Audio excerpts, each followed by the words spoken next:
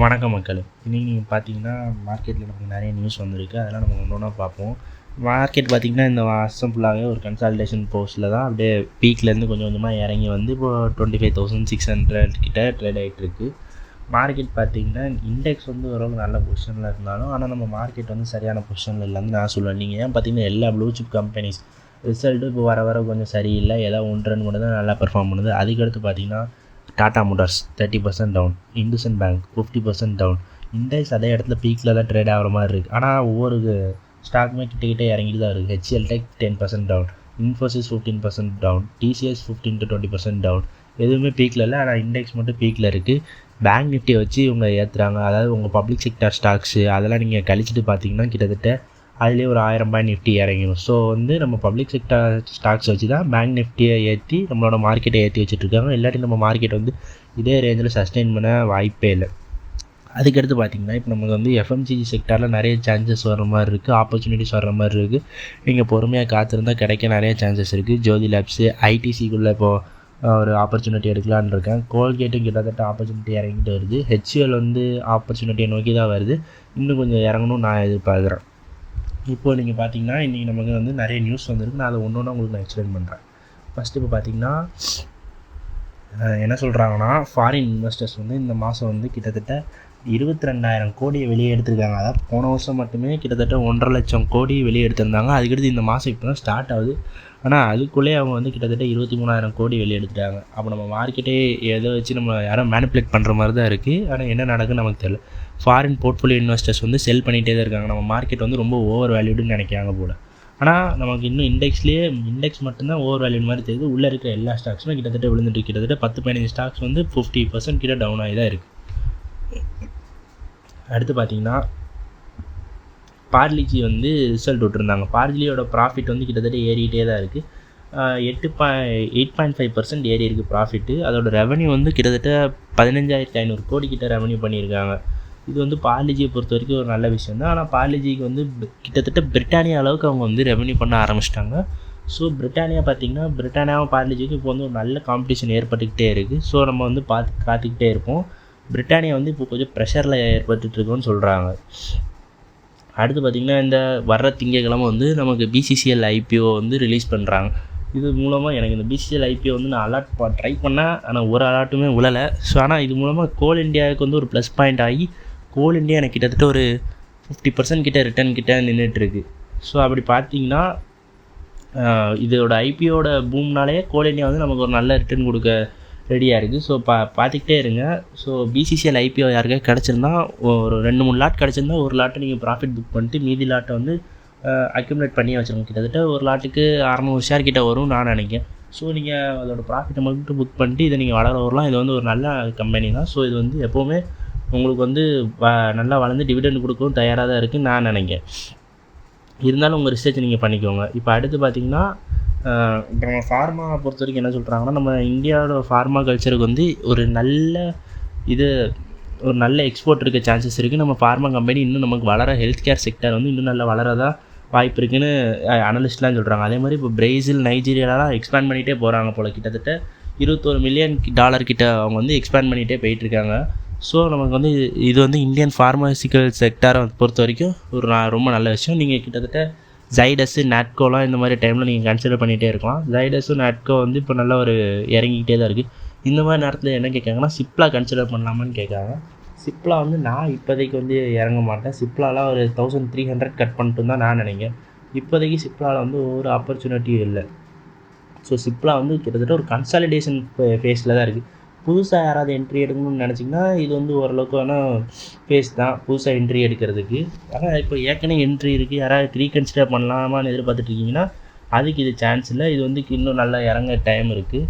கிட்டத்தட்ட ஒரு 1330 ரூபா கிட்ட கட்டானா வேணால் நம்ம செக் பண்ணலாம் உங்களுக்கு திரும்ப கன்சால்டேட் பண்ணுறதுக்கு. இப்போ நீங்கள் பார்த்தீங்கன்னா நாட்கோ வந்து ஒரு நல்ல கிட்டத்தட்ட ஒரு 8 PEயில் தான் 10 PEயில் ட்ரேட் ஆகிட்டுருக்கு. நீங்கள் நாட்கோ வந்து இறங்க கன்சிடர் பண்ணிகிட்டே இருங்க. நாட்கோவில் வந்து 2027 உங்களுக்கு வந்து நல்ல வேல்யூ இறங்கும். ஏன்னா செமக்ளூட்டைடோட செமக்ளூட்டைடோட அவங்களோட பேட்டன்ட் வந்து முடியுது. ஸோ எல்லா கம்பெனியும் அதை யூஸ் பண்ண முடியும். அப்போ வந்து நாட்கோ வந்து இன்னும் நல்லா இறங்க சான்சஸ் இருக்குது. அப்போ நம்ம இதை இன்னும் கொஞ்சம் கன்சிடர் பண்ணலாம். இப்போ ஜைடஸ் லைஃப் சயின்ஸும் கிட்டத்தட்ட நான் நினச்ச ரேஞ்சு 900 கட் பண்ணிவிட்டு ஒரு 850 ரூபா கிட்ட வரைச்சுட்டு நான் இன்னும் கொஞ்சம் அக்குமுலேட் பண்ண ரெடியாக இருப்பேன். ஸோ ஜைடஸ் லைஃப்பும் நீங்கள் கொஞ்சம் கன்சிடர் பண்ணுற ரேஞ்சில் தான் இருக்குது. நீங்கள் வேணால் ஜைடஸ் லைஃப் வச்சு உங்கள் ரிசர்ச் பண்ணிட்டு கன்சிடர் பண்ணுங்கள். இப்போ அடுத்து பார்த்தீங்கன்னா ட்ரம்ப் என்னென்னமோ சொல்கிறாரு. இவன் நம்மளை போட்டு சாவடிக்கிறான் போல். கஷ்டப்பட்டு நம்மளும் இன்வெஸ்ட் பண்ணிக்கிட்டே இருக்கோம். ஆனால் நம்ம பணத்தை அழிச்சு கொள்றதுக்குன்னே இவன் வந்திருக்கான் போல். ட்ரம்ப்பை பார்த்தீங்கன்னா கிட்டத்தட்ட அவரோட போர்ட் ஆஃப் பீஸில் இருக்கிறதுக்கு, அதாவது நிறைய கம்பெனிஸ் வச்சு நிறைய கண்ட்ரிஸ் வந்து இவங்க கூட பீஸ்க்கு சைன் பண்ணியிருப்பாங்க, பீஸ் ஆஃப் ட்ரீட்டி மாதிரி. இப்போ அவங்களுக்குலாம் ஒரு பேமெண்ட் மாதிரி கொடுக்க அதாவது அவங்களாம் வந்து இவனுக்கு வந்து இவன் தான் ராஜான்னு சொல்லி இவனுக்கு ஒரு பேமெண்ட் கொடுக்குற மாதிரி அவர் சொல்லிகிட்டு இருக்காரு. அதாவது கிட்டத்தட்ட அவருக்கு வந்து $1 பில்லியன் வந்து பீஸ் ஆஃப் ட்ரீட்டியில் இருக்கிறதுக்கு மட்டுமே அவர் வந்து ஃபீஸ் கேட்காரு. இது வந்து நியாயமாக நமக்கே தெரில. இது வந்து எல்லா கண்ட்ரி என்ன சொல்கிறாங்கன்னு இன்ன வரைக்கும் தெரில. அதாவது அதில் 3 வருஷத்துக்கு குறைஞ்சது இருக்குன்னா இவங்க வருஷம் அவங்களுக்கு வந்து $1 பில்லியன் ஃபீஸ் பே பண்ணணும்னு இவர் சொல்லிட்டு இருக்காரு. இது எந்த விதத்தில் நியாயம்னு யாருக்குமே எதுவும் தெரில. அடுத்து பார்த்திங்கன்னா ட்ரம்ப் வந்து என்ன சொல்லிட்டு இருக்காருன்னா, நான் க்ரீன்லேண்டை வாங்கியே தீர்வான்னு ஒத்த காலில் நிற்கிறார். அதாவது அங்கே இருக்கிற க்ரீன் எனர்ஜிக்காக அதை நான் வாங்கியே நிற்பேன்னு ஒத்த காலில் நின்றுட்டுருக்காரு. இதில் என்ன சொல்கிறாருன்னா, இப்போ எனக்கு இதுக்கு சப்போர்ட் பண்ணாத எல்லா நேட்டோ கண்ட்ரிஸ் மேலே நான் வந்து டேரிஃப் போடுவேங்கிறாரு. அதாவது கிட்டத்தட்ட Denmark, Norway, Sweden, France, Germany, UK, Netherland, அதுபோல் ஒரு 8 கண்ட்ரிக்கு வந்து நான் வந்து அடுத்த மாதம் பிப்ரவரியில் வந்து 10% அடிஷ்னல் டேரிஃப் போடுவேன்னு சொல்கிறார். அதுபோல் இவர் என்ன சொல்கிறாருன்னா, அதுக்கப்புறமும் இவங்க என்ன பேச்சை கேட்கலன்னா நான் ஜூன் மாதம் அதை நான் 25% நான் ஏற்ற சான்சஸ் தான் நிறையா இருக்குன்னு இவர் சொல்லிட்டு இருக்காரு. ட்ரம்ப்போட ஆட்டம் தாங்க முடியல. இது மூலமாக அனலிஸ்ட்டில் என்ன சொல்கிறாங்கன்னா, கோல்டு, சில்வர், காப்பர் அதே மாதிரி இருக்கிற ப்ரிஷியஸ் அசட்ஸ் எல்லாமே இன்னும் ரேலியாக தான் சான்சஸ் இருக்குதுன்னு சொல்லிட்டு இருக்காங்க. இப்போ அடுத்து நீங்கள் பார்த்தீங்கன்னா, இது மூலமாக கோல்டு வந்து என்னென்னா அனலிஸ்ட் என்ன சொல்கிறாங்கன்னா, கோல்டுக்கு இன்னும் நல்லா ஏறிக்கிட்டே தான் இருக்கும், இந்த வருஷம் ஃபுல்லாக இறக்கமே இருக்காதுங்கிறாங்க. சில்வரும் அதே மாதிரி தான் ரேலி ஆகிக்கிட்டே தான் இருக்குங்கிறாங்க. ஆனால் இப்போ வந்து என் எல்லாரும் என்ன கேட்காங்கன்னா, கோல்டு சில்வர் கன்சிடர் பண்ணலாமான்னு கேட்காங்க. நான் வந்து கோல்டு சில்வர் இப்போ கன்சிடர் பண்ணாதீங்கன்னு சொல்லுவேன். நானும் இப்போ இந்த இடத்துல போக மாட்டேன். கோல்டு பீஸ்லாம் கன்சிடர் பண்ணலாமான்னு கேட்டுட்ருக்காங்க. இப்போ நான் என்ன சொல்கிறேன்னா, வாங்குறது வந்து வேஸ்ட். இப்போ நீங்கள் பார்த்தீங்கன்னா கோல்டெலாம் கிட்டத்தட்ட 2022-21 ஒரு நல்ல அக்யூமுலேஷன் ஃபேஸில் இருந்துச்சு. அப்போ நீங்கள் கன்சிடர் பண்ணியிருக்கணும் இந்த இதெல்லாம். கோல்டெலாம் அப்போ கன்சிடர் பண்ணாமல் இப்போது கிட்டத்தட்ட ஓரளவுக்கு பீக்கில் ட்ரேட் ஆகிட்டு. இப்போதைக்கு நீங்கள் வச்சுருந்தோம் நான் ஹோல்ட் பண்ண தான் சொல்லுவேன். கோல்டை இப்போதைக்கு ஹோல்ட் பண்ணுங்கள். சில்வர் வந்து பார்த்திங்கன்னா, சில்வர்லாம் கிட்டத்தட்ட செம ரேலி ஆகிட்டு. சில்வர் வந்து உங்களுக்கு வந்து ஒரு நல்ல ப்ராஃபிட் அமௌண்ட் வந்துட்டுனா நீங்கள் இதை வந்து ப்ராஃபிட் புக் பண்ணலாம். ப்ராஃபிட் புக் பண்ணிட்டு வெயிட் பண்ணலாம். இப்போ நீங்கள் சில்வர்லாம் பார்த்தீங்கன்னா சரியான கன்சால்டேஷன், கிட்டத்தட்ட ஒரு 4 வருஷம் 5 வருஷம் கன்சால்டேஷன் பேஸ்லேயே தான் இருந்துச்சு. அப்போ நீங்கள் கன்சிடர் பண்ணியிருந்தால் இது வந்து இன்னும் ஒரு நல்ல ரிட்டர்னில் தான் இருந்திருக்கும். அதாவது இந்த எண்டில் நீங்கள் கன்சிடர் பண்ணியிருந்தால் கூட உங்களுக்கு வந்து பிரேக் அவுட்டில் வந்து கிட்டத்தட்ட 2 மடங்கு 3 மடங்கு ரிட்டர்ன் 2 மடங்கு ரிட்டர்ன் வந்திருக்கும். ஆனால் யாருமே அதை அப்போ கன்சிடர் பண்ணாமல் விட்டுட்டாங்க. இப்போ வந்து எல்லாருமே என்ன கேட்குறாங்கன்னா, நம்ம கன்சிடர் பண்ணலாமா கேட்டுட்ருக்கோம். இப்போ கன்சிடர் பண்ணுறதுக்கான நேரமே கிடையாது. இப்போ இருந்தால் சில்வர் வந்து நீங்கள் ப்ராஃபிட் புக் பண்ணிட்டு அதில் இருக்கிற உங்களோட இன்வெஸ்ட்மெண்ட்டை வளர விடலாம். கோல்டை பொறுத்த வரைக்கும் நான் இன்னும் ஹோல்ட் பண்ணுவேன். உங்களாலேயும் முடிஞ்சால் கோல்டு ஹோல்ட் பண்ணியே வைங்க. இப்போ அடுத்து என்ன சொல்கிறாங்கன்னா, சில்வர் வந்து கிராஷ் ஆக நிறைய சான்சஸ் இருக்குங்கிறாங்க. கிராஷ் ஆக உங்களுக்கு வந்து அக்யூமுலேஷன் சான்சஸ்க்கு நிறைய இருக்குது. ஆனால் இப்போதைக்கு இந்த ஜியோ பொலிட்டிக்கல் டென்ஷனு, அதுக்கடுத்து இந்த ட்ரம்ப்போட டேரிஃப் இதெல்லாம் ஒரு கிளாரிஃபிகேஷன் வர்ற வரைக்கும் உங்களுக்கு இந்த மெட்டல்ஸோட ப்ரைஸஸ்லாம் சர்ஜ் ஆகிக்கிட்டே தான் இருக்கும். இப்போதைக்கு இறங்குறதுக்கான சான்சஸே இல்லை. ஸோ உங்கள்கிட்ட இருந்தால் ஹோல்ட் பண்ணி ப்ராஃபிட் புக் பண்ண பாருங்கள். அப்படி இல்லாட்டி வெயிட் பண்ணி நம்ம மெல்ல தான் என்ட்ரி எடுக்கலாம். ஏன்னா இப்போ சில்வரை பீக்கில் வாங்கிட்டு நம்மளால் கிட்டத்தட்ட ஒரு 50% 60% நம்மளால் நெகட்டிவ்லாம் ரிட்டர்ன்ஸ்லாம் நம்மளால் பார்த்துட்டு இருக்க முடியாது. நம்ம கையும் துருன்னு இருக்குது. எனக்கு புரியுது உங்களோட நிலமை. இப்போதைக்கு பொறுமையாக காத்துருங்க. உங்களுக்கு திரும்ப ஆப்பர்ச்சுனிட்டிஸ் வரச்சு நம்ம அதை ட்ரை பண்ணலாம். இப்போதைக்கு சில்வரில் ஒரு ஆப்பர்ச்சுனிட்டி இருக்குது. அடுத்து பார்த்திங்கன்னா சிஜி பவர் என்ன சொல்கிறாங்கன்னா, சிஜி பவர் வந்து அவங்க வந்து டேட்டா சென்டருக்குள்ளே என்ட்ரு ஆகிறாங்கிறாங்க. அதாவது ஒரு 900 கோடி ப்ராஜெக்டை வந்து யூஎஸில் இருந்து பிடிச்சிருக்காங்க. இது மூலமாக அவங்க குளோபல் மார்க்கெட்டில் என்ட்ரு ஆகிறான்னு சொல்கிறாங்க. இது வந்து சிஜி பவரை பொறுத்த வரைக்கும் ஒரு ரொம்ப நல்ல விஷயம் தான். இப்போ சிஜி பவர்லாம் பார்த்திங்கன்னா கன்சிடர் பண்ணலாமான்னு எனக்கு தெரிஞ்சவங்க கேட்குறாங்க. ஆனால் இப்போ வந்து இப்போதைக்கு ஒரு பீக் வேல்யூஷன், அதாவது 80 பியில் இருக்குது. இதெல்லாம் நம்ம கன்சிடர் பண்ணுற ரேஞ்சிலே கிடையாது. சிஜி பவரில் இன்னும் நல்லா இறங்கி வந்தால் மட்டும்தான் நமக்குலாம் சான்ஸே வரும். ஆனால் அது இப்போதைக்கு வாய்ப்பு இல்லை. உங்களுக்கு சிஜி பவர் இப்போதைக்கு கன்சிடரேஷன் ரேஞ்சிலே கிடையாது. அதாச்சும் தெளிவாக சொன்னோன்னா வே அபோவ் கன்சிடரேஷன் ரேஞ்ச். இதை நீங்கள் கன்சிடர் பண்ணாமல் இருக்கிறது நல்லது. கன்சிடர் பண்ணிட்டு 5-6 வருஷம் ரிட்டர்ன் இல்லாமல் இருந்தால் அது வந்து நல்லா இருக்காது. நீங்கள் பார்த்தீங்கன்னா நம்ம கன்சிடர் பண்ணுறது அண்டர் வேல்யூடாக இருக்குது. சரி, கன்சிடர் பண்ணியிருந்தால் பிரச்சனை இல்லை. இப்போ வந்து இது வந்து ரொம்ப ஓவர் வேல்யூடு. அடுத்து இப்போ ரிலையன்ஸோட ஜியோ மார்ட்டை பொறுத்த வரைக்கும் என்ன சொல்கிறாங்கன்னா, ரிலையன்ஸோட ஜியோ மார்ட் ரிசல்ட் வந்து இவங்க வந்து செகண்ட் குவிக் இகாமர்ஸ் வெப்சைட்டில் டாப் 3லேருந்து டாப் 2க்கு வந்துட்டாங்க. பிளிங்கிட்ட பின்னாடி தள்ளி ஸ்விக்கி, இன்ஸ்டாமார்ட் வந்து ஃபஸ்ட் இருக்குது. அதுக்கடுத்து இப்போது ஜியோ மார்ட் வந்துட்டு அதுக்கடுத்து பிளிங்கிட்ட பின்னாடி தள்ளிட்டாங்க. ஸோ இவங்க வந்து கிட்டத்தட்ட என்ன சொல்கிறாங்கன்னா 5000 ஸ்டோர்ஸ் ஓப்பன் பண்ணிட்டோங்கிறாங்க, 1000 சிட்டிஸ் மேலே ஓப்பன் பண்ணிட்டேங்கிறாங்க. இவங்க வந்து டெலிவரியும் ஃபாஸ்ட்டாக பண்ணுறாங்க தான் நான் கேள்விப்பட்டுட்டு இருந்தேன். ஸோ உங்களுக்கு இதை பற்றி எதாவது தெரிஞ்சிருந்தால் கமெண்ட் பண்ணுங்கள். அடுத்து பார்த்திங்கன்னா நம்ம என்ன சொல்லிட்டு இருந்தோம், எஃப்எம்சிஜி செக்டார் வந்து ரொம்ப அடிமட்டத்தில் ரொம்ப ப்ரெஷரில் இருக்குதுன்னு நான் சொல்லிட்டு இருந்தேன். ஸோ அப்போ அதை பற்றி நான் டிஸ்கஸ் பண்ணவே மறந்துட்டேன், அதை நீங்கள் என்ன மன்னிக்கவும். அடுத்து நான் என்ன சொல்ல வரேன்னா, இப்போ ஐடிசிலாம் கன்சிடரேஷன் ரேஞ்சுக்கு வந்துட்டு இருந்தால் நான்லாம் சொல்லுவேன். இப்போ ஐடிசிலாம் பார்த்தீங்கன்னா ஒரு 330 ரேஞ்சில் வருது. நான் கிட்டத்தட்ட இப்போ இந்த ஸ்டேஜில் ரிட்டர்ன் அக்யூமுலேட் பண்ண ஆரம்பிப்பேன். ஐடிசியை பற்றி பார்த்திங்கன்னா இது நம்ம வாங்கலாமா வேண்டாமான்னு இப்போ நிறைய பேர் டவுட் இருக்கும். சிகரெட்டுக்கு டேக்ஸ் போட்டாங்க, இந்த கம்பெனி அழிஞ்சு போயிடும் அப்படின்னு எல்லோரும் நினைக்கிறாங்க. ஆனால் ஐடிசி வந்து ரொம்ப டைவர்சிஃபை பண்ண ஆரம்பிச்சிட்டாங்க. சிகரெட்லேருந்து மட்டும் அவங்களுக்கு ரெவன்யூ வரல, சுற்றி நிறைய இடத்துலேருந்து அவங்களுக்கு ரெவன்யூ வர ஆரம்பிக்கும். இது வந்து நிறைய பேருக்கு இன்னும் தெரியல. இப்போ ஐடிசியை பொறுத்தவரைக்கும் நீங்கள் வந்து இந்த ரேஞ்சில் ரொம்ப ஒரு நல்ல அக்யூமுலேஷன் ரேஞ்சு. இதை நீங்கள் அக்யூமுலேட் பண்ணுறதுக்காக கன்சிடர் பண்ணிகிட்டே இருங்க.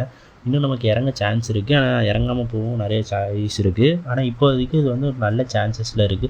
அக்யூமுலேட் பண்ணிங்கன்னா இது வந்து இப்போது வந்து ஒரு 2 to 3 இயர்ஸ் வந்து ஒரு நல்ல கன்சிடரேஷன் ரேஞ்சிலே இருந்துச்சு, அதாவது அக்யூமுலேஷன் ஃபேஸ்லேயே இருந்துச்சு. அதுக்கப்புறம் பார்த்திங்கன்னா இது வந்து ஒரு இப்போ பார்த்தீங்கன்னா இந்த கொரோனா பீரியட்லலாம் 187 ரூபாய்க்கு இருந்திருக்கு. அதுலேருந்து 2.5 டைம்ஸ் கிட்ட ரிட்டர்ன் வந்திருக்கு.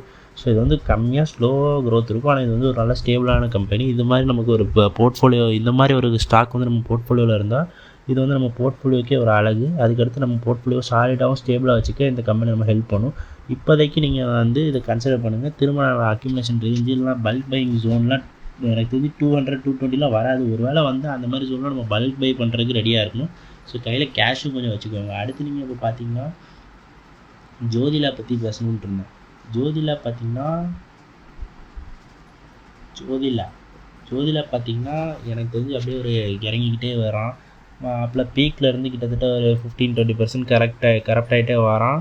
இவன் நல்ல ஒரு கரப்ஷனுக்காக தான் வெயிட் பண்ணிகிட்டு இருந்தேன். இவன் நல்லா கரப்ட் ஆகிட்டான். ஸோ இதுக்கப்புறம் நம்ம என்ன பண்ணலான்னா ஒரு 240 அந்த ரேஞ்சுக்கிட்ட வரதுலே இதை நம்ம வந்து பல்க் பைல் பண்ணலாம், இல்லாட்டி அக்யூமுலேட் பண்ண ஆரம்பிக்கலாம். ஒருவேளை அக்யூமுலேட் பண்ணணும்னு இப்போ நினச்சிங்கன்னா இது வந்து ஒரு நல்ல ஸ்டேஜ் தான், அக்யூமுலேட் பண்ணிக்கிட்டே இருக்கலாம். ஜோதி லேப்லாம் இப்போ ஒரு நல்ல கம்பெனி தான். இது வந்து ஏன் இறங்குதுன்னு இப்போதைக்கு காரணம் தெரியல. இதோட ரிசல்ட் இன்னும் வரல. ரிசல்ட் வந்தால் இதை பற்றி நம்ம பேசலாம். ஜோதி லேப் வந்து உங்களுக்கு எஃப்எம்சிஜி செக்டரில் லாங் டேர்மில் ஒரு பாசிட்டிவ் அவுட் க்ரோத் கண்டிப்பாக இருக்குது. ஸோ ஜோதி லேப் அப்பப்போ 1-2 கன்சிடர் பண்ணிகிட்டே இருங்க. அடுத்து இப்போ நீங்கள் ஹெச்யூவில் பார்த்தீங்கன்னா ஹிந்துஸ்தான் யூனிலிவர் வந்து அவனும் கிட்டத்தட்ட அக்யூமுலேஷன் ரேஞ்சுக்கிட்ட வந்துட்டுருக்கான். இல்லை இப்போதைக்கு அக்யூமுலேஷன் ரேஞ்சை விட்டு ரொம்ப தள்ளி தான் இருக்கான். 2200 அந்த ரேஞ்சுக்கு வந்தால் கன்சிடர் பண்ணலாம். 2200 கட் பண்ணால் நமக்கு வந்து அப்படி 2000 கீழெலாம் போச்சுன்னா பல்க் பை பண்ண ரெடியாக இருக்கலாம். இப்போதைக்கு நான் வாங்கின ஒரு ஆவரேஜ் வந்து கொஞ்சம் ஒரு 5-10% கிட்டத்தட்ட ஒரு லாபத்தில் இருக்குது. நான் 2100 கிட்டத்தட்ட கன்சிடர் பண்ணியிருந்தேன். உங்களை நீங்கள் வந்து பார்த்தீங்கன்னா 2200 விட்டு இறங்கினாலே கன்சிடரேஷன் ரேஞ்சுக்கு வந்து வந்துட்டு தான் அர்த்தம். 2200 நம்ம அக்யூமுலேட் பண்ணலாம். இப்போ ரொம்ப நாள் பார்த்திங்கன்னா அந்த 2000 அந்த ரேஞ்சிலேயே அக்யூமுலேட் ஆகிக்கிட்டே இருந்துச்சு. அதுக்கப்புறம் ஒரு பீக் இப்போ வச்சு 3100 வரைக்கும். அதுக்கப்புறம் திரும்ப கரெக்ட் ஆகிட்டு வந்துட்டு 2000 கிட்ட கட்டாச்சு. ஸோ திரும்ப 2200 வந்தால் நம்ம அதை பற்றி திரும்ப டிஸ்கஸ் பண்ணலாம். இப்போதைக்கு பார்த்திங்கன்னா எஃப்எம்சிஜி செக்டார் வந்து எல்லாமே ப்ரெஷரில் தான் இருக்குது. ஸோ வந்து நீங்கள் வந்து எஃப்எம்சிஜி செக்டாரை வந்து கன்சிடர் பண்ணுறதுக்கு இது வந்து ரொம்ப நல்ல சான்சஸ் தான். ஸோ அதுக்கப்புறம் என்ன சொல்கிறோன்னா ஐடி செக்டாரும் கிட்டத்தட்ட ப்ரெஷரில் தான் இருக்குது. ஸோ ஐடி செக்டாரில் வந்து ரிலையன்ஸ் வந்து ஐடி செக்டாரில் ரிலையன்ஸ் பற்றி பேசுகிறோம் பார்த்தீங்களா, விப்ரோ. ஐடி செக்டாரில் விப்ரோ வந்து ஏடிஆரில் அடிச்சிருந்தாங்க. ஸோ அதனால் அது வந்து மார்க்கெட் எப்படி திருப்புன்னு தெரில. ஸோ திங்கக்கிழமை அதுக்கடுத்து டிசிஎஸ்ஸு அதுவும் இப்போ கன்சிடரேஷன் ரேஞ்சு இறங்கி வந்துட்டு தான் இருக்கான். அந்த தலைவன் சிப் பண்ணுற மாதிரி இருந்தால் இப்போ நீங்கள் சிப் பண்ணலாம். ஸோ அதுக்கடுத்து இன்ஃபோசிஸும் அடி வாங்கிருந்துச்சு. ஹெச்சிஎல் என்ன கதைன்னு தெரில. ஸோ திங்கக்கிழமை மார்க்கெட் வந்து இவங்க எல்லாரையும் அடித்து நாக் அவுட் பண்ணணும்னு நான் நினைக்கிறேன்.